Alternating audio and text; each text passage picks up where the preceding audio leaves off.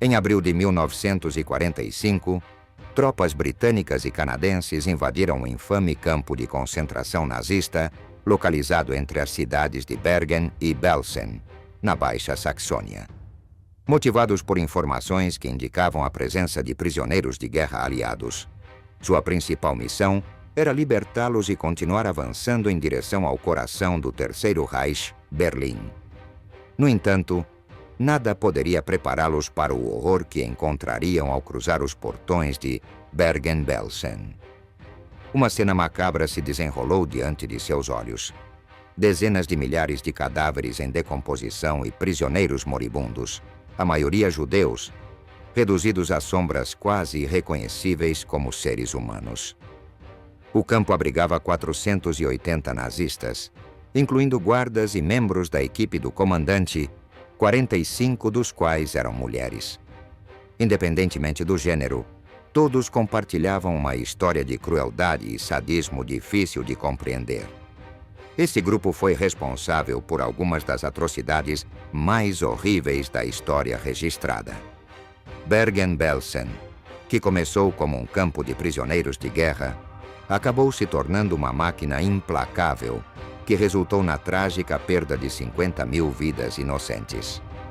Junte-se a nós para desvendar os horrores que ocorreram lá por meio de imagens coloridas impressionantes que narram a jornada sombria deste lugar, desde seus primórdios até se tornar um verdadeiro símbolo de extermínio. Bem-vindo ao Wartime Archive. A vida nos campos de extermínio nazistas. Uma experiência terrivelmente pior que a morte.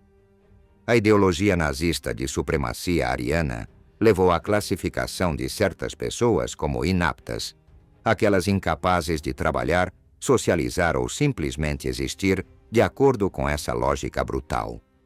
Entre elas estavam os doentes mentais, os deficientes físicos, os doentes terminais e os idosos. Hitler, em seu estilo implacável, implementou um método para eliminar aqueles que considerava indesejáveis por meio da eutanásia, também conhecida como morte por compaixão. Em outubro de 1939, buscando liberar recursos para cuidar de soldados feridos, ele assinou uma ordem secreta autorizando médicos a realizar a eutanásia em pacientes com poucas chances de recuperação. Esse projeto secreto foi chamado de T4, em homenagem ao endereço na Tiergartenstrasse 4, em Berlim, de onde era administrado o escritório de Hitler. 6 centros de eutanásia foram estabelecidos em áreas remotas da Alemanha. Nesses locais isolados, mais de 50 mil pessoas consideradas incuráveis foram supostamente mortas humanamente e seus corpos cremados. Parentes receberam atestados de óbito falsificados. Médicos testaram vários métodos: monóxido de carbono, injeções de morfina, cianeto e outros venenos. Cada centro tinha câmaras de gás, projetadas por um oficial da SS. Heinrich Himmler viu o projeto T4 como uma ferramenta útil para os campos de concentração. Execuções sistemáticas em centros de eutanásia eram mais eficientes e menos caóticas do que os fuzilamentos em massa comuns nos campos. A SS podia designar os mais fracos como inaptos e transferi-los para um instituto de eutanásia sem esperar por sua morte natural. Podiam até mesmo rotular prisioneiros políticos como mentalmente deficientes.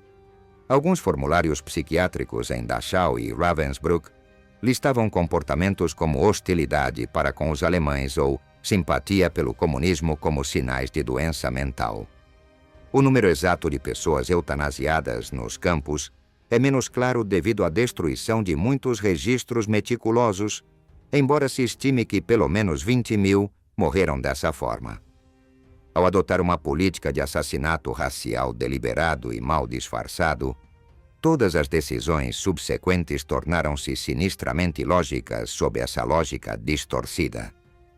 Uma vez legitimado o assassinato de indivíduos inaptos, em institutos dedicados, e após aceitar a transferência de indesejáveis para esses locais, o próximo passo foi trazer as execuções médicas diretamente para os campos. A partir daí, foi um pequeno salto estabelecer instalações cujo único propósito seria o extermínio em massa, não apenas de indivíduos isolados, mas de uma raça inteira considerada indigna de viver, os judeus. Em 1941 e 1942, 4 campos de extermínio dedicados foram construídos e 2 existentes foram adaptados para combinar trabalho forçado com extermínio sistemático.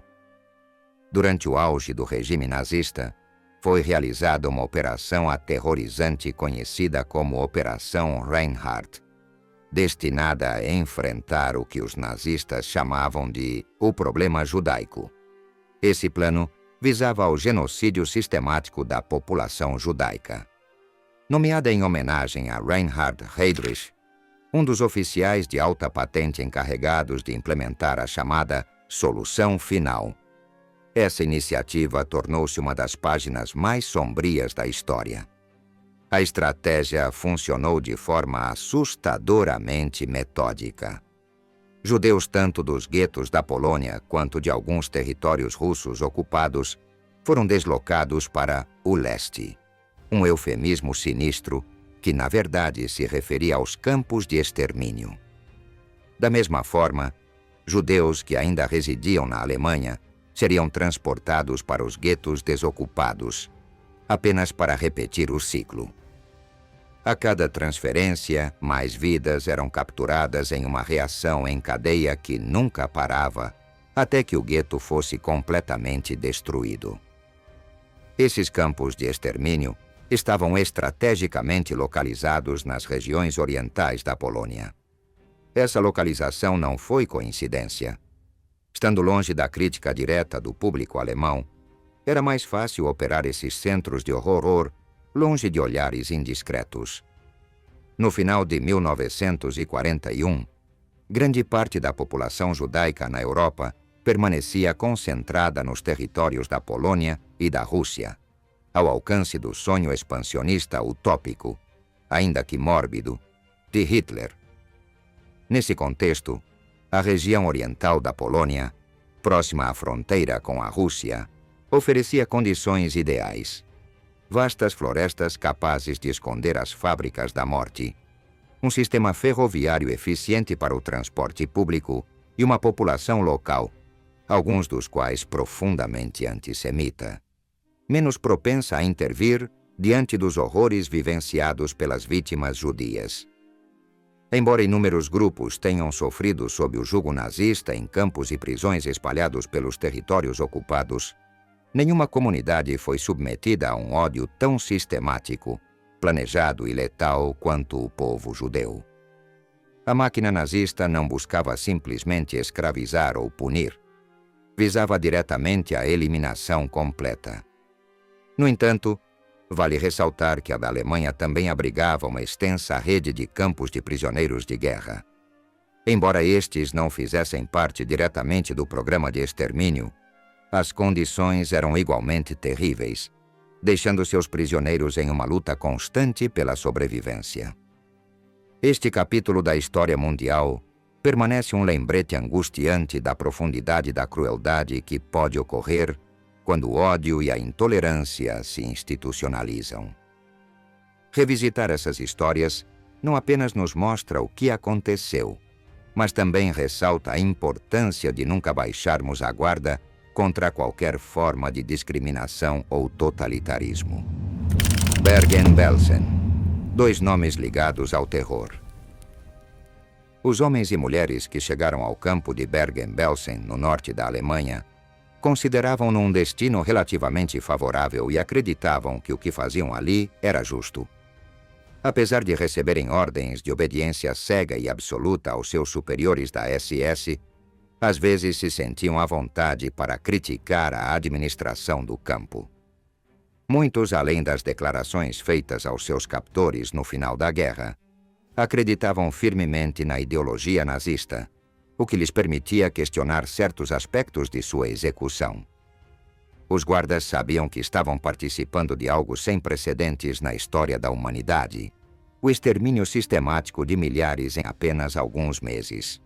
No campo, eles haviam criado fábricas de morte, seja por meio de câmaras de gás ou como em Belsen, onde os prisioneiros eram torturados, executados, privados de comida e deixados para morrer de doenças. O que os preocupava não era o sofrimento dos detidos, mas a eficiência e o bom funcionamento do campo. A maioria dos guardas levava uma vida relativamente confortável. Moravam em alojamentos compartilhados com seus colegas. Para os oficiais, as condições eram ainda melhores, pois muitos residiam com suas famílias em casas requisitadas próximas, desfrutando de um padrão de vida muito melhor do que se estivessem em uma unidade de combate. Nesse ambiente familiar, eles criavam uma atmosfera pacífica e conseguiam se distanciar das atrocidades do campo de concentração. Quase todos os oficiais estavam determinados, desde o início, a ocultar a verdadeira natureza de suas atividades do mundo exterior. Em suas mentes, eles estavam protegendo não apenas seu juramento de lealdade, mas também sua imagem como seres humanos. O campo de concentração de Bergen-Belsen tornou-se parte significativa do sistema oficial de campos desde sua criação em abril de 1943. Diferia de outros campos nazistas em vários aspectos. Inicialmente, foi projetado para manter reféns judeus valiosos para a SS por diversos motivos, usando-os como moeda de troca para alemães detidos no exterior, moeda estrangeira ou bens valiosos para o esforço de guerra. A natureza do campo mudou em março de 1944, com a abertura de uma seção para prisioneiros doentes do sexo masculino de outros campos que não podiam mais trabalhar.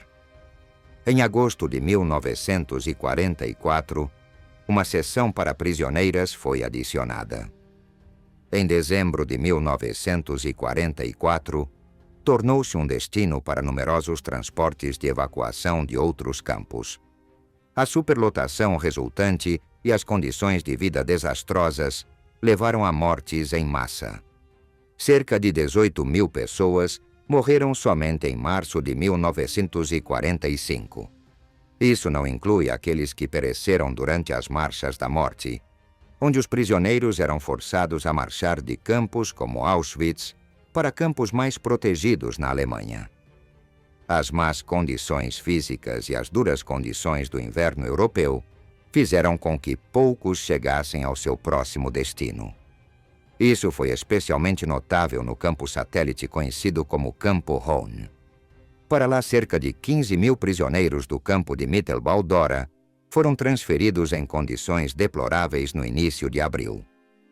Mittelbau-Dora, um subcampo de Buchenwald, viu seus prisioneiros terem submetidos a trabalhos forçados em túneis perto de Nordhausen para fabricar foguetes V2 e bombas voadoras V, execuções sumárias. Fome deliberada e extrema crueldade eram comuns ali. Com o avanço dos aliados em direção a Dora, a SS assassinou prisioneiros fracos demais para serem transferidos. Aqueles que conseguiam andar eram forçados a marchar para o Campo Hohn. Apesar de continuarem sendo maltratados e privados de comida em seu novo destino, muitos presos estavam fisicamente melhores do que aqueles no campo principal de Belsen. Pelo menos 52.000 dos aproximadamente 120.000 prisioneiros em Bergen-Belsen morreram de fome ou doença, abuso pela SS ou pelos efeitos imediatos de sua libertação. Homens mortos caminhando. A descoberta chocante dos aliados em Bergen-Belsen. Em 15 de abril de 1945, enquanto o presidente Franklin Delano Roosevelt era sepultado em Hyde Park, Nova York, o campo de concentração de Bergen-Belsen foi entregue às forças do 2º Exército Britânico, parte do 21º Grupo de Exércitos Aliados, composto por tropas britânicas e canadenses. A rendição do campo havia sido negociada dias antes, e naquela mesma tarde, as primeiras unidades britânicas entraram. Chegaram em uma van com alto-falantes, escoltadas por membros do 63º Regimento Antitanque da Artilharia Real. Entre os soldados que escoltaram a entrada estava Chaim Herzog, do Corpo de Inteligência, que mais tarde se tornaria embaixador de Israel na ONU, e mais tarde, o 6º presidente do Estado de Israel. Apenas uma semana antes, o campo abrigava mais de 60 mil prisioneiros, quase metade deles transferidos recentemente de outros locais. Entre 11 e 14 de abril, os prisioneiros ainda aptos para o trabalho foram forçados pela SS a enterrar seus corpos em valas comuns, como parte dos preparativos para a rendição. Essa cena de horror foi grotescamente embelezada pelos nazistas com música. Em meio ao trabalho macabro, os guardas distribuíam instrumentos musicais aos prisioneiros. Enquanto duas orquestras tocavam música para dançar, cerca de 2.000 detentos arrastavam cadáveres usando tiras de pano ou correias presas aos membros dos mortos. Durante 4 dias, do amanhecer ao anoitecer, esse espectro aterrorizante se desenrolou diante dos olhos dos cativos e de seus opressores. Quando soldados britânicos e canadenses assumiram o controle, encontraram aproximadamente 10.000 cadáveres em decomposição espalhados pelo campo. Os sobreviventes foram devastados pela fome e por doenças como tifo. A situação era tão crítica que pelo menos 14.000 morreram logo após a libertação.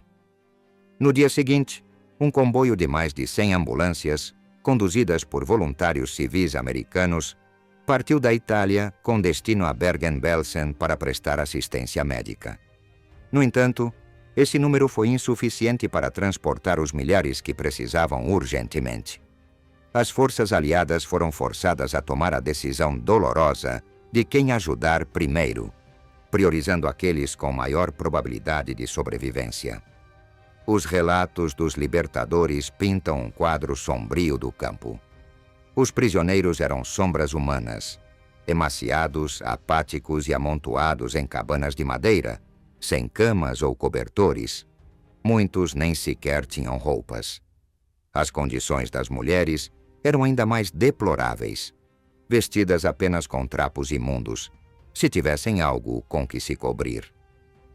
Os mortos estavam espalhados pelo campo ou empilhados ao lado dos blocos onde os doentes mais graves eram tratados, em espaços erroneamente chamados de hospitais.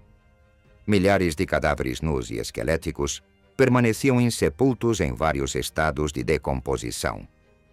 O saneamento básico era quase inexistente.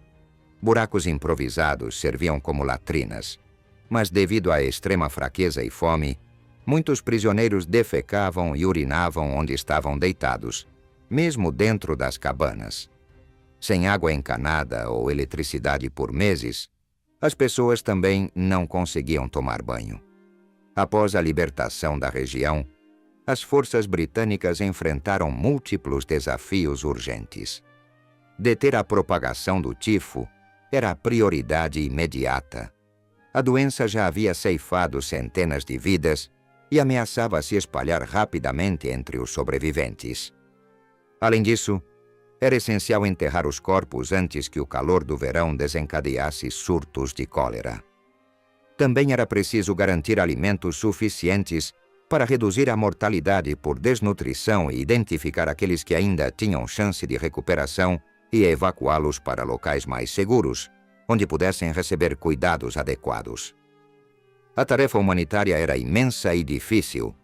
Como força militar, os britânicos estavam mal equipados para lidar com uma crise sanitária e social tão avassaladora.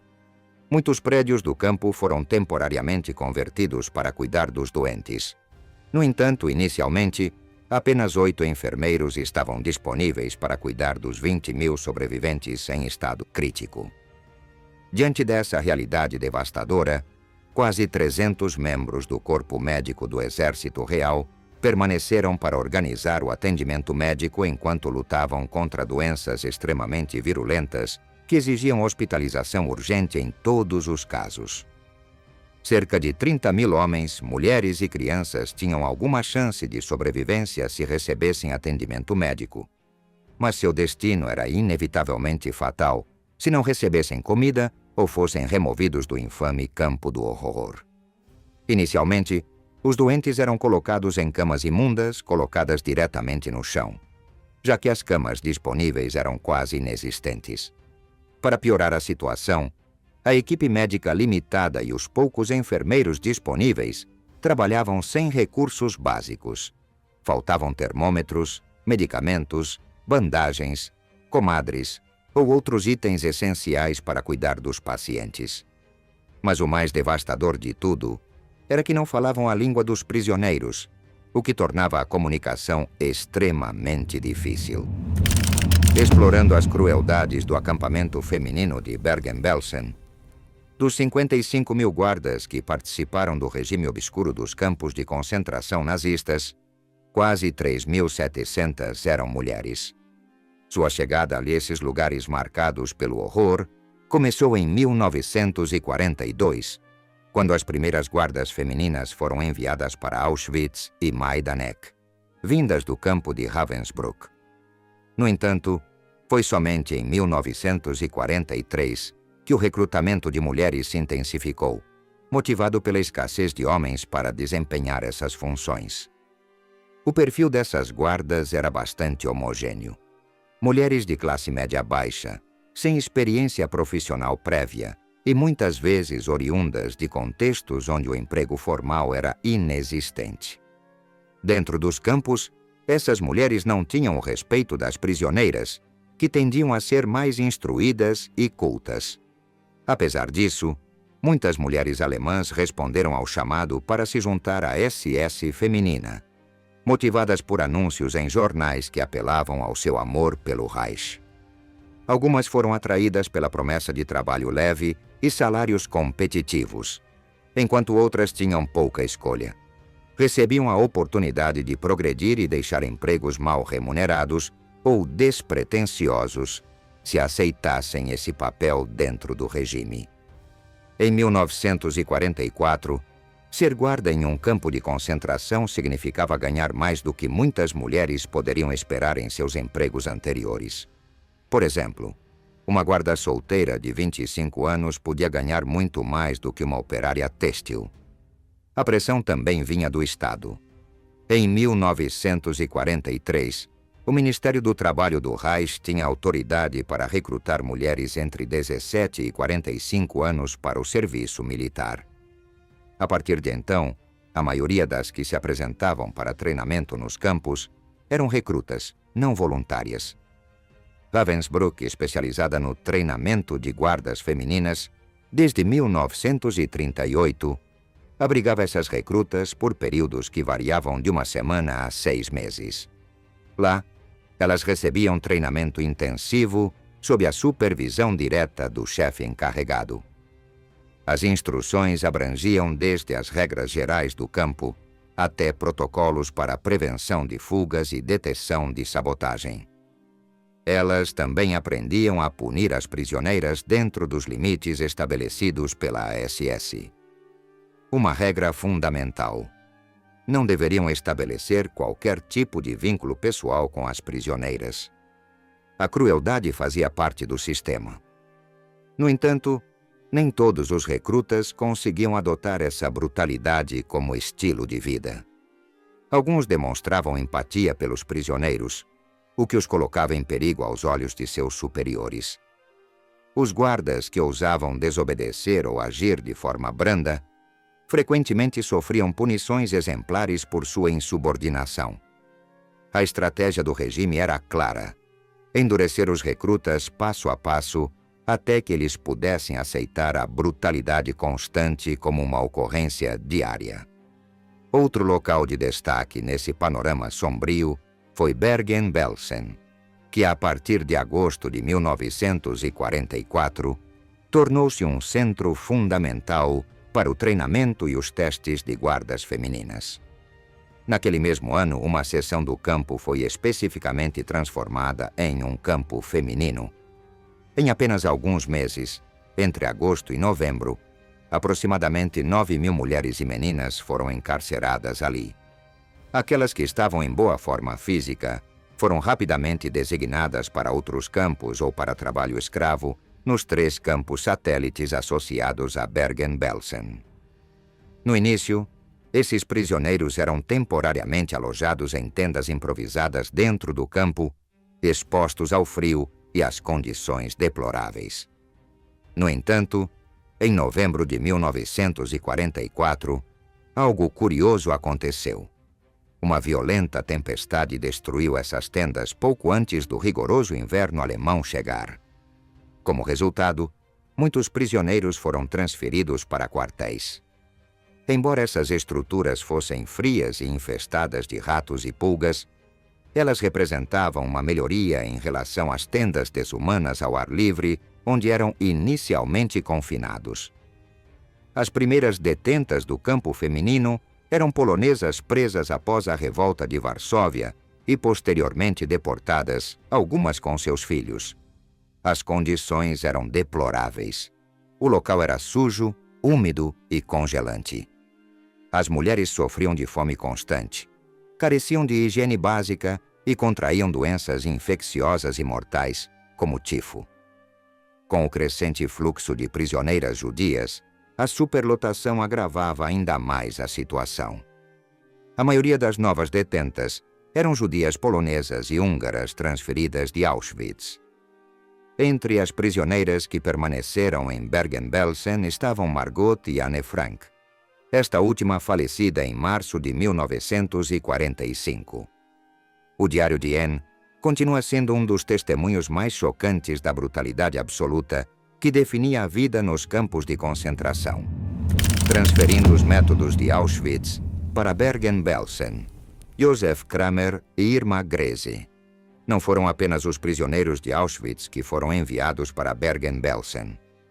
À medida que a guerra avançava e os nazistas reconheciam que os campos na Polônia dificilmente resistiriam por muito tempo, começaram a realocar alguns de seus comandantes mais notórios da Polônia para campos mais seguros na Alemanha. Além disso, havia uma necessidade crescente de eliminar o maior número possível de prisioneiros, especialmente aqueles cuja deterioração física os tornava inaptos para trabalhos forçados. Embora Bergen-Belsen nunca tivesse câmaras de gás como muitos outros campos de extermínio, os comandantes e guardas da SS implementaram seus próprios métodos cruéis para realizar o extermínio. Johanna Bormann, guarda de campo conhecida por sua crueldade com os prisioneiros, foi transferida de Auschwitz para Bergen-Belsen no final de 1944.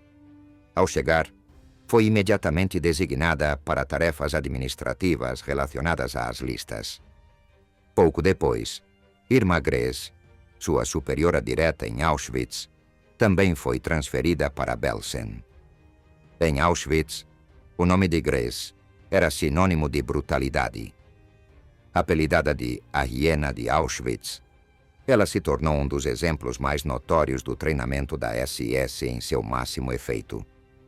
Em 1943, com apenas 20 anos, foi transferida de Ravensbrück para Auschwitz, onde assumiu o cargo de supervisora e controlou 31 alojamentos que abrigavam cerca de 30.000 mulheres. Embora já tivesse maltratado prisioneiros em Ravensbrück, Auschwitz lhe deu muitas outras oportunidades de demonstrar seu sadismo. Sempre impecavelmente vestida, ela andava com botas pretas brilhantes, um chicote na mão e um elegante uniforme da SS, instilando terror entre os prisioneiros que ela escolhia para torturar ou matar. Em Belsen, Grese chegou com a mesma determinação de infligir tormento que a caracterizara nos outros campos. Josef Kramer, o comandante de Belsen, também havia trabalhado com ela em Auschwitz. Corria o boato de que os dois mantinham um relacionamento amoroso.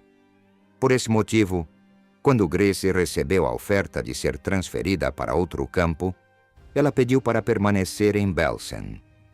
Seus companheiros de cela suspeitavam que ela preferia permanecer naquele abismo de horror, assolada por uma epidemia de tifo. por amor ao comandante Kramer. No entanto, Bormann descobriu que Greze mantinha um caso secreto com Franz Ratzinger, um guarda da SS, casado, 14 anos mais velho que ela conhecera em Auschwitz. Apesar da complicada situação militar e das condições caóticas no campo, os relacionamentos pessoais cruéis de Greze não interferiram em seu desejo de continuar aterrorizando os prisioneiros. Em meio ao colapso do Reich, tanto Greze quanto Bormann continuaram os abusos que os tornaram infames em Auschwitz. Enquanto prisioneiros morriam ao seu redor e o tifo devastava o campo, eles ordenaram que mulheres fracas e emaciadas participassem de exercícios físicos extenuantes, como segurar pedras pesadas na cabeça por longos períodos. Essas práticas careciam de utilidade prática. Seu único propósito era satisfazer os impulsos sádicos dos guardas. Joseph Kramer não foi diferente. Sua gestão implacável de Belsen lhe rendeu o apelido de a Besta de Belsen. Ele chegou ao campo como comandante em dezembro de 1944, após ser transferido de Auschwitz-Birkenau. Mesmo com o colapso do sistema nazista sob as ofensivas soviéticas e aliadas, Kramer manteve um rígido controle burocrático, perpetuando o terror sobre os detidos. Durante sua administração, milhares morreram de fome e doenças. Com o colapso iminente do Reich, a organização do campo se deteriorou drasticamente. Corpos se acumulavam e o fedor da decomposição impregnava o campo, enquanto prisioneiros evacuados eram abandonados sem recursos. À medida que o caos se intensificava, Kramer aumentou a pressão sobre seus subordinados, instando-os a serem ainda mais brutais. Isso levou guardas menos violentos a adotar práticas extremas. Eles começaram a espancar e assassinar indiscriminadamente mulheres e crianças, enquanto atiravam naqueles que estavam fracos demais para obedecer aos seus comandos. Em 8 de abril de 1945, Franz Hössler chegou a Belsen para tentar retomar algum controle como subcomandante sob Kramer. Ele imediatamente ordenou castigos físicos e execuções diretas dos prisioneiros, participando ativamente dessas atrocidades. Mas a brutalidade do regime foi finalmente interrompida quando as forças britânicas libertaram o campo em 15 de abril de 1945. Hössler tentou se esconder entre os prisioneiros usando roupas camufladas. Ele foi rapidamente identificado e preso junto com o restante do pessoal da SS. Os julgamentos subsequentes resultaram na execução de Kramer, Hössler e Irma Greze pelo carrasco britânico Albert Pierrepoint em 13 de dezembro de 1945. O fim dos campos, mas não do sofrimento. A libertação de Bergen-Belsen. A libertação dos campos de concentração não marcou o fim do calvário para milhares de vítimas, muitas enfraquecidas pela fome, maus tratos e exaustão extrema. Não conseguiram sobreviver além da primeira semana de liberdade. Para algumas, seus corpos entraram em colapso irreparavelmente. Para outras, a comida abundante que os socorristas ofereceram na esperança de restaurar suas forças foi demais para corpos gravemente danificados pela desnutrição. Em Dachau, nos dias seguintes à sua libertação, a taxa de mortalidade diária chegou a 200 pessoas, enquanto em Bergen-Belsen esse número subiu para quase 500. O ataque a Bergen-Belsen não fazia parte dos planos originais dos aliados. No início de abril de 1945, tropas da 11ª Divisão Blindada Britânica avançavam pelo norte da Alemanha, perto de Hamburgo, em direção a Berlim. Esse movimento fazia parte da ofensiva final, visando garantir a vitória dos aliados sobre as forças nazistas. No entanto, o avanço da divisão foi interrompido quando um alemão com uma bandeira branca se aproximou, solicitando uma trégua. Ele vinha de um lugar chamado Bergen-Belsen. Inicialmente, os oficiais britânicos não demonstraram interesse em negociar, mas logo descobriram que Bergen-Belsen ficava na rota de avanço. Viram uma oportunidade de resgatar camaradas em um campo de prisioneiros de guerra sem precisar disparar tiros. Decidiram investigar, mas foram alertados sobre um perigo. O tifo havia devastado o campo e havia o risco de a doença se espalhar. Em 15 de abril, soldados do 63º Regimento Antitanque foram os primeiros a pisar em Bergen-Belsen. O que encontraram foi inimaginável. Cerca de 60 mil pessoas à beira do colapso e 13 mil corpos insepultos. A combinação de tifo e pessoal limitado impediu o enterro dos mortos, e nos dias seguintes, a epidemia ceifou cerca de 500 vidas por dia. Embora a chegada dos aliados tenha sido motivo de comemoração para os prisioneiros, seu calvário não terminou aí. Bergen-Belsen não foi originalmente concebido como um campo de extermínio. No entanto, as atrocidades da guerra e a falta de preparação dos libertadores britânicos e canadenses resultaram em um alto número de baixas.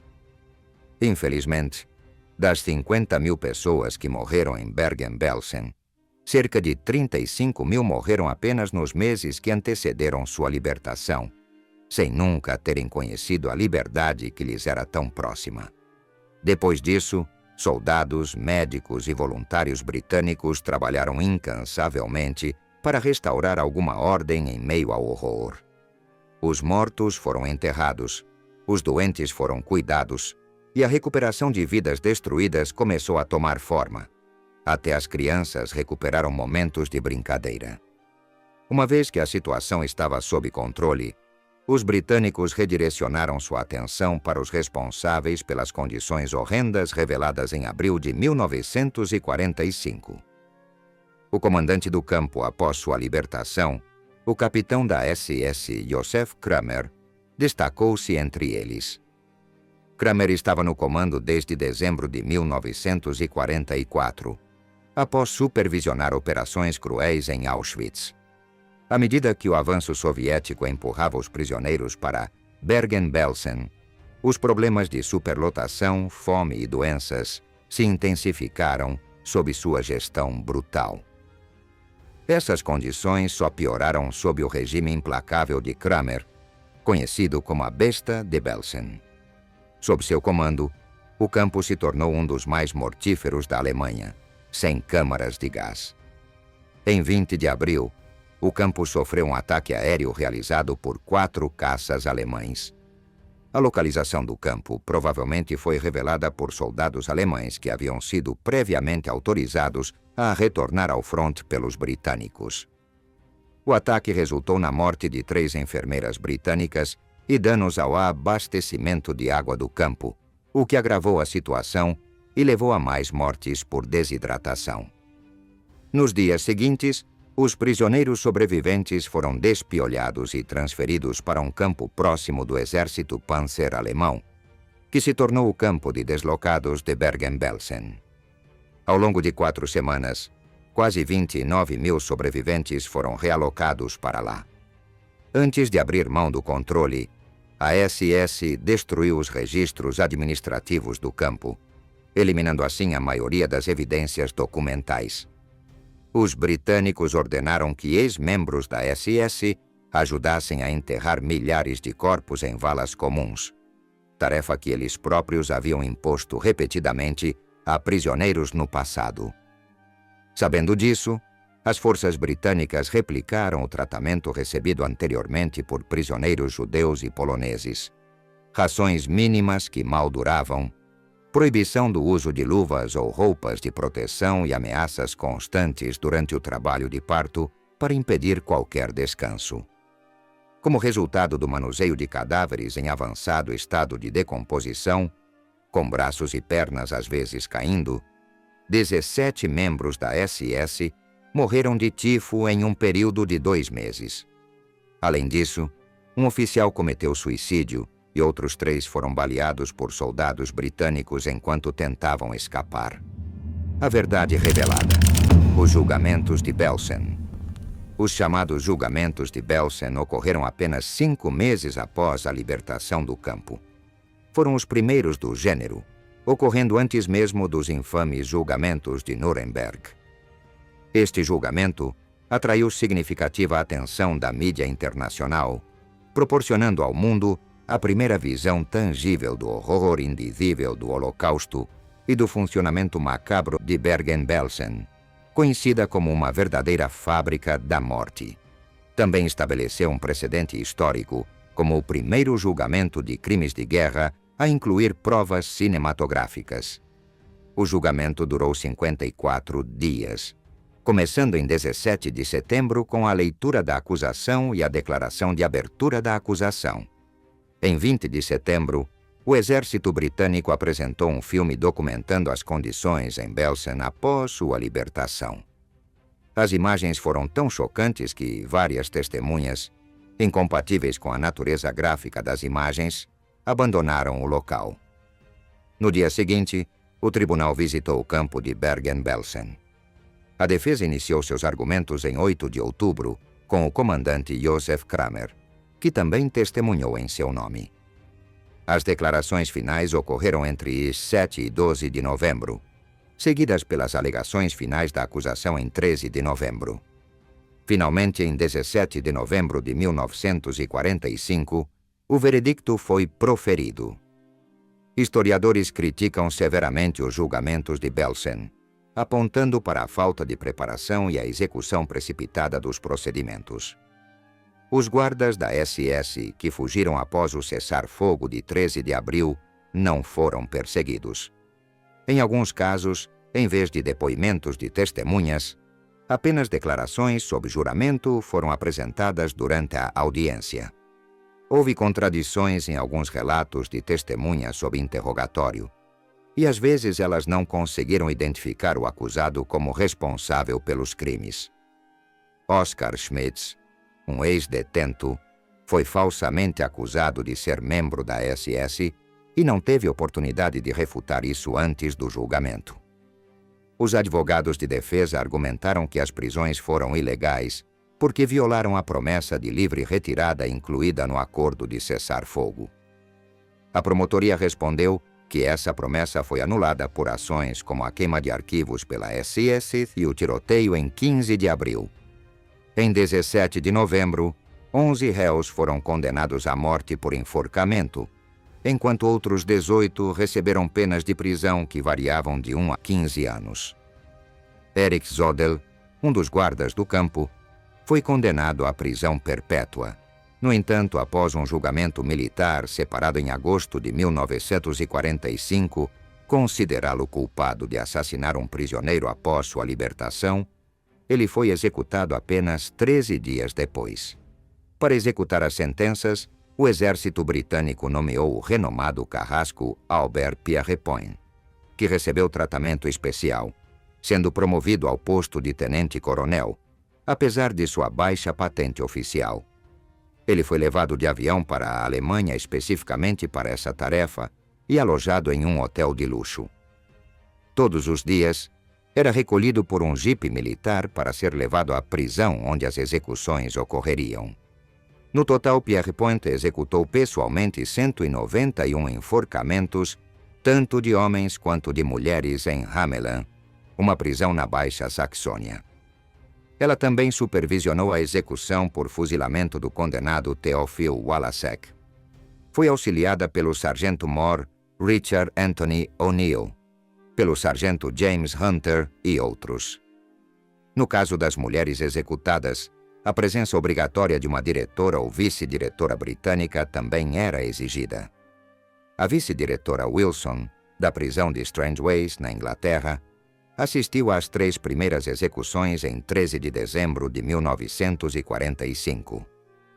Na prisão de Hamelin, foi instalada uma forca adaptada do modelo usado em Pentonville, em Londres, projetada para realizar execuções duplas simultâneas.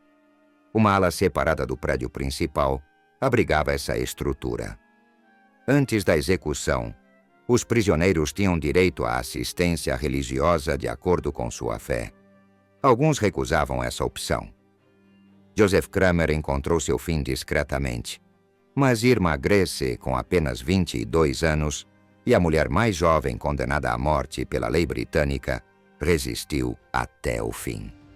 Recusando o capuz preto formal, Grace tentou resistir à sua colocação, insistindo em manter contato visual com seu carrasco até o momento final. Apesar de gritar firmemente, "Schnell", rápido em seus momentos finais, sua morte esteve longe de ser instantânea. Pierre Point, que vinha aperfeiçoando sua técnica de carrasco há mais de 15 anos, colocou incorretamente a corda em volta do pescoço de Grace. Isso resultou em uma morte agonizante por estrangulamento, em vez da esperada ruptura cervical, causando-lhe uma morte lenta e dolorosa por estrangulamento, em vez de uma rápida fratura no pescoço. Seu fim foi tão atroz quanto a vida que levou. Um dos símbolos mais chocantes da desumanidade do regime nazista são as câmaras de gás, aquelas máquinas de matar projetadas para eliminar vidas silenciosamente, matando centenas de pessoas em questão de minutos.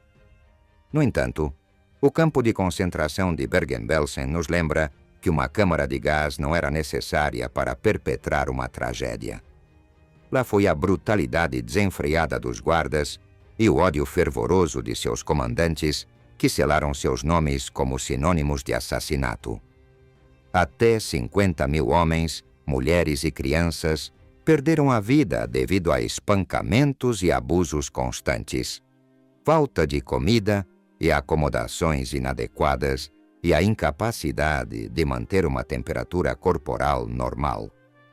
Em 1944, doenças infecciosas se espalhavam descontroladamente pelo campo, e os guardas nazistas as viam como um método ideal para reduzir a população simplesmente deixando os prisioneiros morrerem sem assistência médica. Os julgamentos de Belsen culminaram na execução de 13 homens e 3 mulheres, enquanto muitos outros foram condenados a longas penas de prisão. No entanto, os danos infligidos à humanidade permaneceram gravados como um dos crimes mais atrozes do século XX.